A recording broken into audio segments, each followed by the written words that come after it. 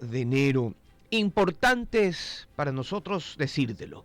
Oye, deja de ser extranjero en tu tierra y descubre que los Andes te van a robar el aliento, no solo por la altura, sino por su belleza. En serio, es una cosa espectacular. Desde arriba es lo más hermoso que vas a ver en tu vida. Empieza tu viaje. Ecuador te quiere conocer y tú tienes que conocer a Ecuador. Visita, viaja a tu país. Este es un mensaje del Ministerio de Turismo. Autorización número 1353 CNE, Elecciones Generales 2025.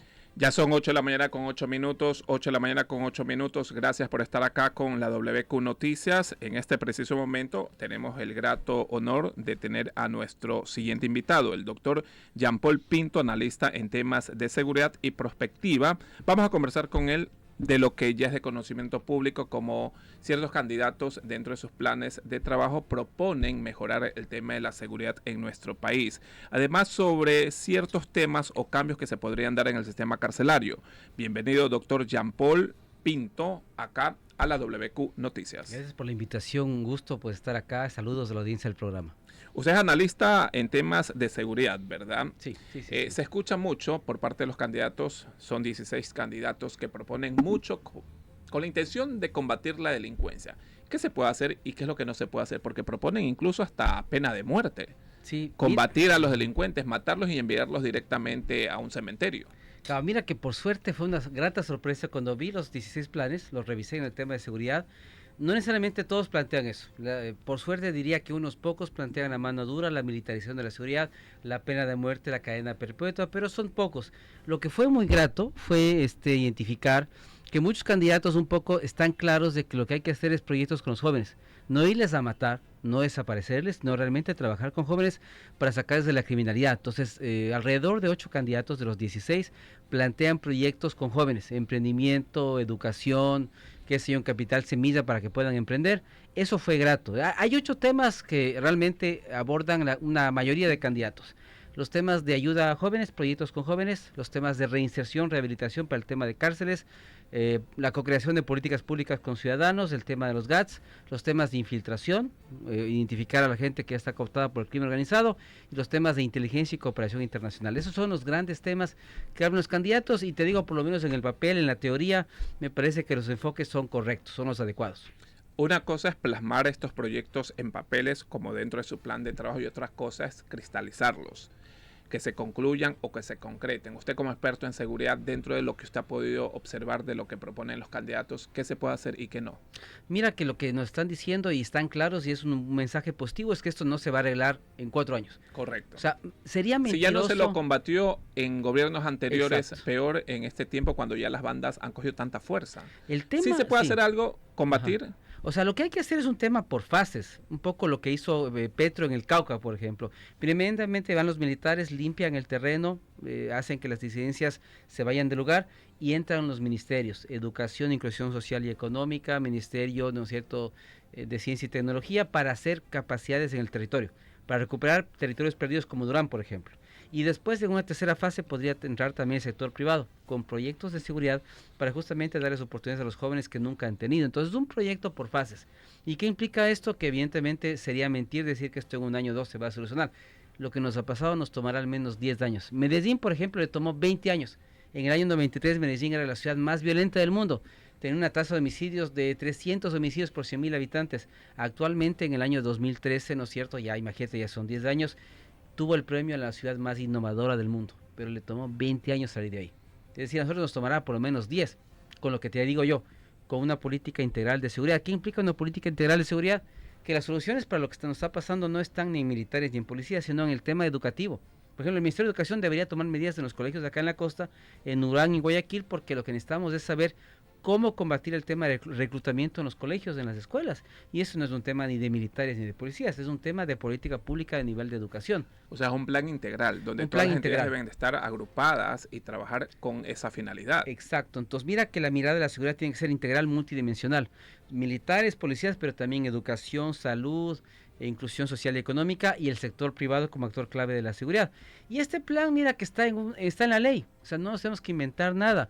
¿Quién es el mandatorio del plan? El Ministerio de Defensa. Hay que preguntar al ministro de Defensa si ese plan ya está hecho, ya fue aprobado, cuándo fue aprobado y cómo se está implementando, porque la mirada de la seguridad tiene que ser eso, multidimensional, pero no por el famoso plan Fénix, que hasta ahora no sabemos cuál es, sino por un plan integral donde actores públicos y privados convergen y desarrollan estrategias de seguridad, pero con un enfoque humano, multidisciplinario, no con un enfoque de mano dura de militarización que vemos que no funciona.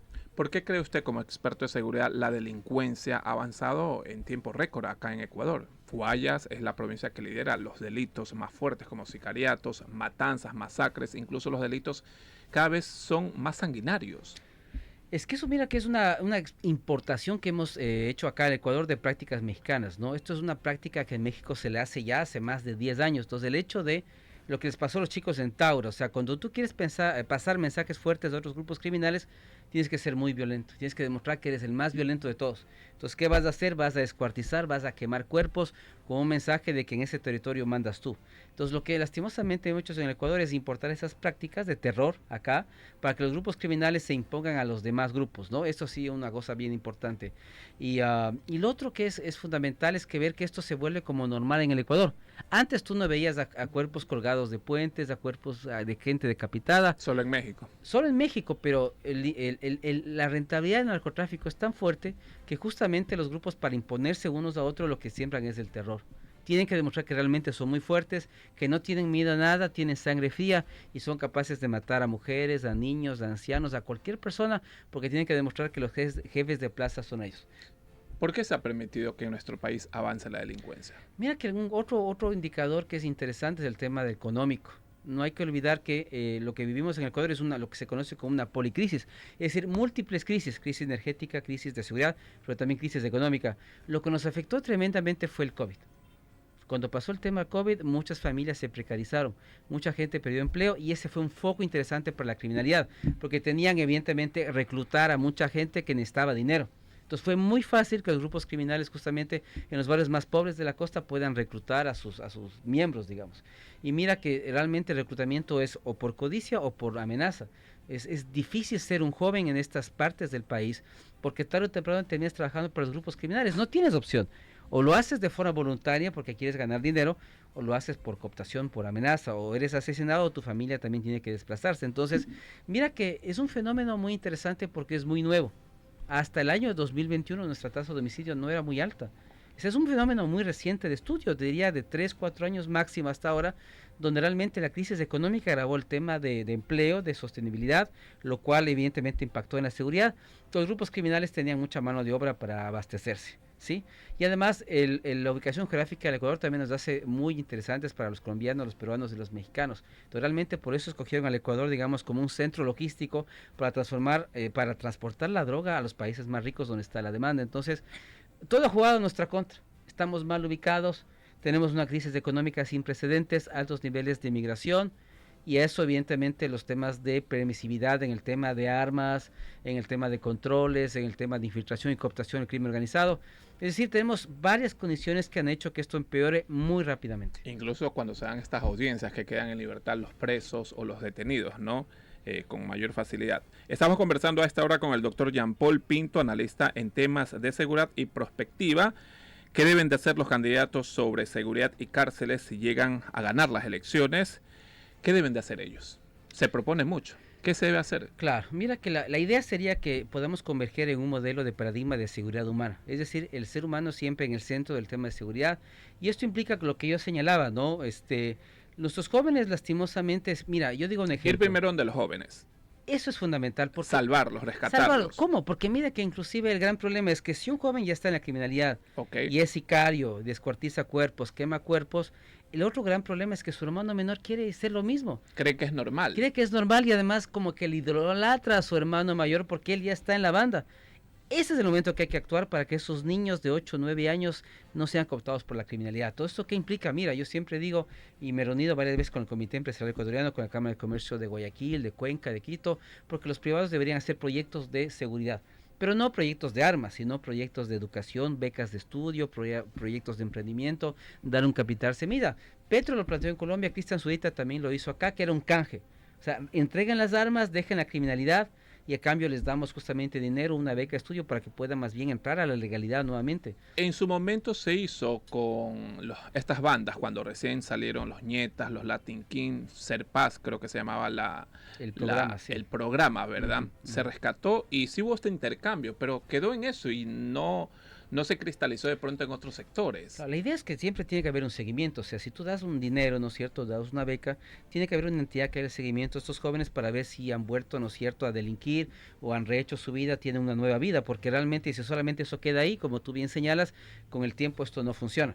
Porque tienes que sacarle al joven del lugar en el que vive, porque si le dejas ahí mismo es foco de contaminación. Entonces la idea es que los privados realmente entiendan que su rol en seguridad es primordial, que con su dinero puedan invertir, ¿no es cierto?, en proyectos para jóvenes, para sacarles de la criminalidad a través de muchas cosas, el arte, la música, el deporte. Mira cuántas medallas ganamos en las Olimpiadas. Si tuviéramos más centros de alto rendimiento financiados por los privados, seguramente más jóvenes competirían en las Olimpiadas y tendríamos muchas más medallas. Y esos jóvenes no terminarían, ¿no es cierto?, muertos de los 16, 17 años como actualmente pasa. Entonces, la mirada tiene que ser integral, no solamente pública, tiene que ser privada, en proyectos de emprendimiento, en temas de becas de estudio, y hay que entender que la mano dura y la militarización no funcionan. Mira, este mes ha sido el mes más violento de toda la historia contemporánea del Ecuador. Nunca había sido el Ecuador un país tan violento como en el mes de enero del 2025, ¿no es cierto? Mientras yo llegaba a esta radio y hasta que yo salga, una persona será muerta de manera violenta en el Ecuador, porque en promedio en el Ecuador una persona tiene una muerte violenta cada hora. Esa es ¿Verdad? nuestra estadística, eso dicen los números fríos, que no hay cómo engañar. Entonces, ¿qué nos está diciendo ese indicador? Que realmente nuestra política de seguridad no es efectiva. ¿No es cierto? La mano dura, el usar a los militares, el tema de la pena de muerte, la cadena perpetua, no son las soluciones. Los países más seguros del mundo no tienen pena de muerte. Y los países más seguros del mundo no lo fueron porque usaron la pena de muerte, ¿sí? Y la cadena perpetua tampoco, porque está demostrado a nivel internacional que el aumento de penas tampoco no reduce la inseguridad ni la violencia, más bien la incrementa, porque si yo soy un delincuente y sé que me van a meter a la cárcel 20 años, yo voy a ser muy violento cuando intenten detenerme, justamente para que no me detengan, porque yo sé que si me detienen voy a pasar 20 años preso. Y ese ciudadano que de pronto es electo como presidente de la República debe tener una ideología y que ese trabajo sea continuo, porque si en 10 años, quizás como usted dice, como experto en seguridad, podría volver la paz como en su momento Medellín, que le tomó 20 años regresar a la paz y la tranquilidad, que incluso Medellín hoy por hoy es potencia en el turismo. Muchos quieren viajar a Medellín por lo que se está haciendo y es bueno, ¿no?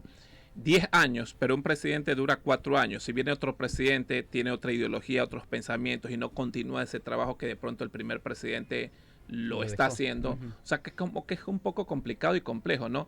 Porque los servidores públicos son elegidos para servir, no para servirse. Claro. O sea, Ujú. debe haber continuidad también Ujú. por parte de los gobiernos Sí. para que de pronto ese resultado sea positivo en un tiempo de 10 años que lo veo un poco lejano.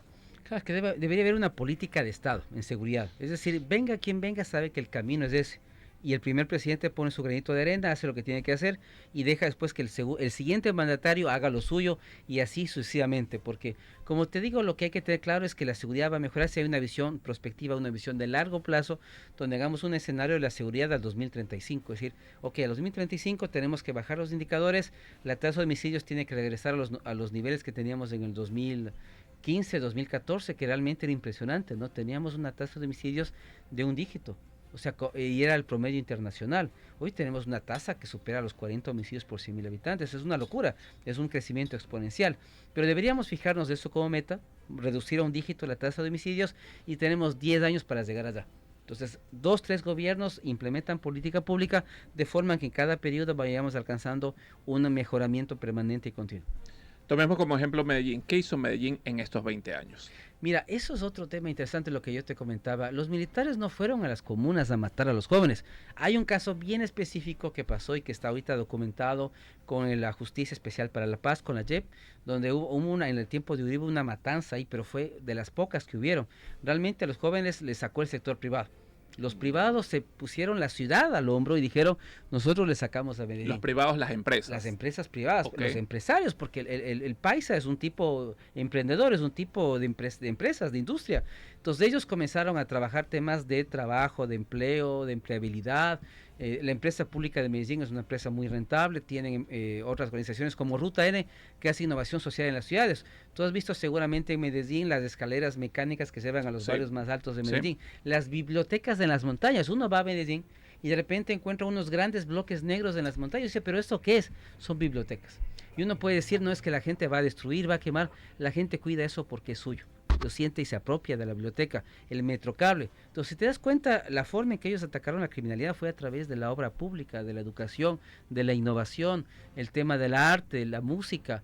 Eso fue lo que le propusieron a los jóvenes desde lo privado y lo público. Y así fueron desescalando el tema de la violencia. Pero no fueron a hacer matanzas en las comunas, en la Comuna 3, etcétera. No fueron a matar a los jóvenes, les dieron más oportunidades desde lo privado sobre todo, y es lo que habría que hacer. Entonces, es lo que nos está faltando. Mira que yo he analizado siempre los planes, las normativas para ver el rol del sector privado, está puesto ahí, en los planes y en las leyes, pero nadie dice cómo. O sea, un empresario acá no sabe cómo puede ayudar. El empresario piensa que simplemente es cuestión de dar plata. O sea, sí, de plata para la gasolina, para las camionetas. Y yo me reunía con la gente de Cuenca y me decía, pero no creo que sea solo eso. Y realmente no es cierto. A nivel mundial tú tienes casos de empresas privadas que desarrollan proyectos de seguridad. Y eso es un poco lo que habría que hacer.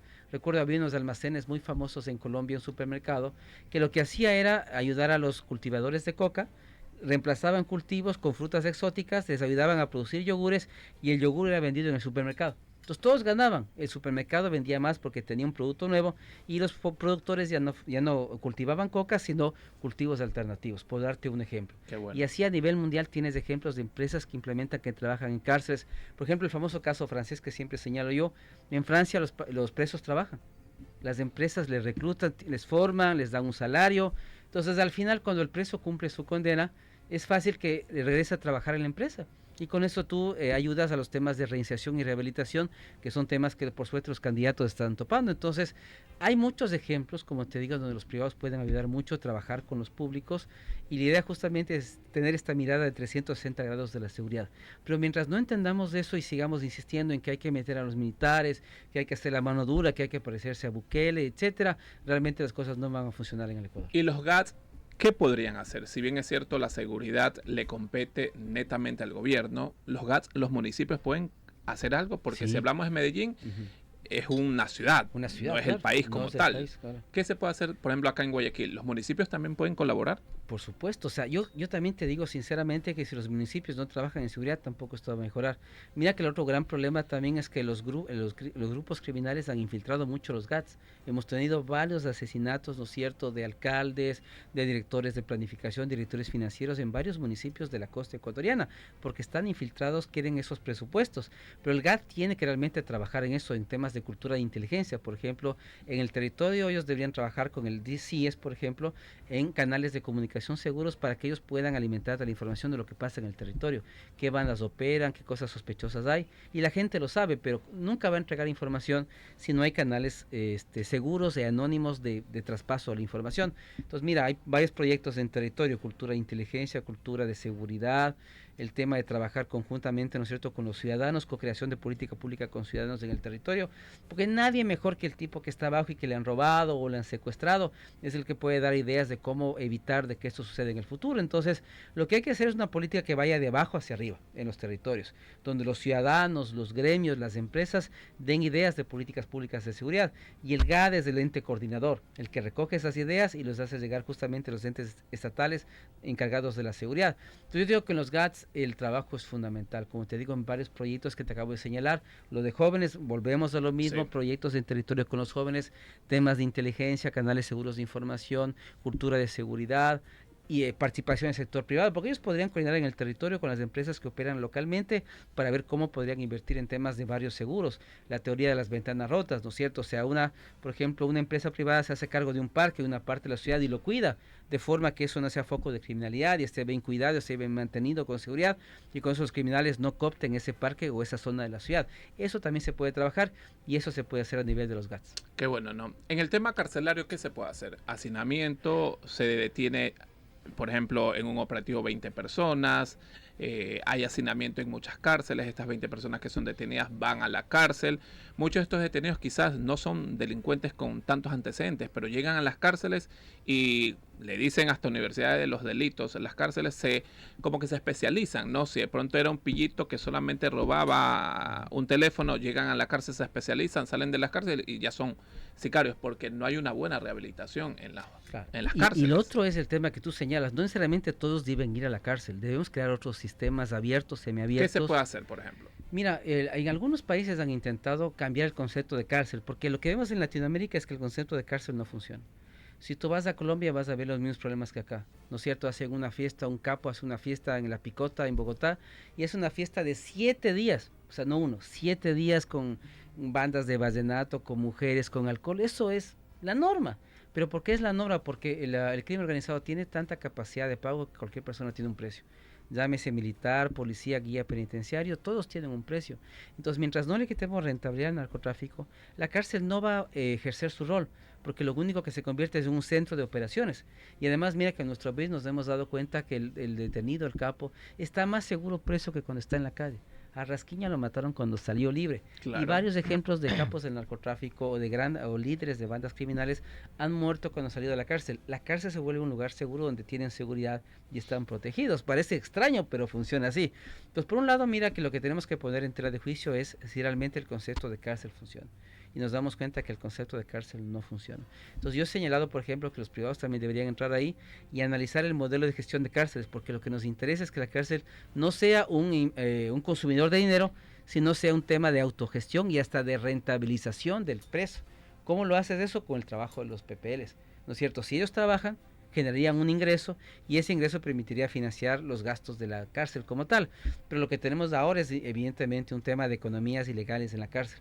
Todo tiene un precio. Quieres una colcha, quieres una almohada, papel higiénico, quieres seguridad, todo se paga. Y los grupos criminales hacen mucho dinero dentro de la cárcel. Sí. Esas son las economías que hay que cortar. Entonces hay que cambiar el modelo de gestión de la cárcel, hay que cambiar el concepto de cárcel y proponer otras cosas. Como te digo, en algunos países hay el concepto de granja, por ejemplo. Es decir, no son presos de mucha peligrosidad, podrían trabajar en un campo, podrían cultivar, hacer tareas agrícolas. La idea es que los presos estén ocupados en alguna tarea productiva y las empresas privadas podrían contratarles, porque sería mano de obra más barata, más económica, que podrían formar para generar productos y servicios. Y después, como te digo, mira, en la responsabilidad social corporativa hay un indicador que se llama porcentaje de o número de ex PPLs contratados. Yo digo en el Ecuador, ¿cuántas empresas tienen ese indicador? Ni una. Ni una. Es que el escuchar de que fue detenido Claro, les da miedo. nadie se va a atrever. Pero si desde la cárcel tú seleccionas a unas personas y les entrenas, les capacitas, les das, inviertes en ellos y te das cuenta que es un buen empleado, cuando sale libre tal vez sí le vas a dar chance de que trabaje para tu compañía, pero no les vas a contratar si no lo conoces. Si acaba de salir de la cárcel y no sabes quién es. Pero si es un trabajo de seguimiento de algunos años, donde ya le has formado, has gastado en esa persona, y ya te das cuenta que es un individuo que ha recuperado sus valores, su ética, tal vez cuando salga libre, lo más lógico sería contratarle. Esa es la única forma en que podemos cambiar esto. Pero no hay rehabilitación acá en nuestras cárceles. No hay, lastimosamente, mira, cuando dejamos ya, suprimimos el Ministerio de Justicia y nos dedicamos a que esto sea una secretaría, le bajaste de nivel. Le quitaste presupuesto, le quitaste toma de decisiones, le quitaste protagonismo, y eso fue lo que explica en parte lo que pasó en las cárceles, porque le dejamos de dar importancia, le dejamos a su suerte, no había presupuesto para muchas cosas, y mira que el crimen organizado funciona así, donde el Estado no opera, ellos operan. Donde el Estado no está presente, ellos ocupan esos espacios. Y las cárceles fue una prueba de eso. Entonces, ese fue el peor error que cometimos. Cuando eliminamos esa entidad, de ese Ministerio de Justicia, y teníamos un centro de cárceles fuerte con reinserción y rehabilitación. Yo recuerdo porque trabajaba en este tiempo para el Estado, en el Ministerio de Coordinación de Seguridad. Y vinieron unos franceses acá en el año 2011 y nos explicaban eso en el tema de cárceles. Al preso no le puedes quitar nada, salvo la libertad. El único derecho que pierde un PPL es la libertad. El resto de derechos se le conserva. Y era increíble como ellos nos mostraban un gráfico. Los presos en Francia practican como 30 o 40 deportes. O sea, es una cosa que uno no creería, ¿no? Pero es eso, porque si no fomenta cierto tipo de cosas de trabajo, educación, de deporte, etcétera, la persona no se va a rehabilitar. Como tú bien señalas, un delincuente, ponte los consumidores, un error que comenzó el gobierno cuando se posesionó. No sé si ustedes se acuerdan que rompió ese decreto del tema del consumo. Del consumo, la tabla. Estamos al revés de lo que hace el mundo. En Colombia, Petro hizo lo contrario, porque lo que le interesa es que los policías vayan donde los grandes capos, no donde los consumidores pequeños. Porque cuando te vas donde los pequeños, lo que haces es asignar las cárceles. Entonces, el consumidor pequeño que va a la cárcel, como tú bien señalas, fue por un delito menor, pero cuando ya entró, lo reclutó una banda y ahí comenzó a saber cómo se mata, ser sicario, secuestrador, extorsionador. Entonces, ya cuando sale, ya no solamente es consumidor, ahora también ya es sicario, secuestrador. Entonces, eso es lo que está pasando, es la realidad.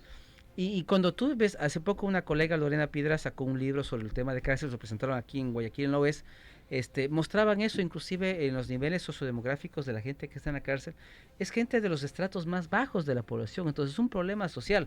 Te das cuenta que de alguna manera todos los temas económicos y sociales están ligados a los temas de Sí. criminalidad. Entonces eso es lo que hay que atacar. Hasta que no ataque esos problemas económicos y sociales, eso va a tener un impacto directo sobre la violencia y la inseguridad. ¿Viene bien que muchos candidatos proponen construir nuevas cárceles por el tema de los hacinamientos o no?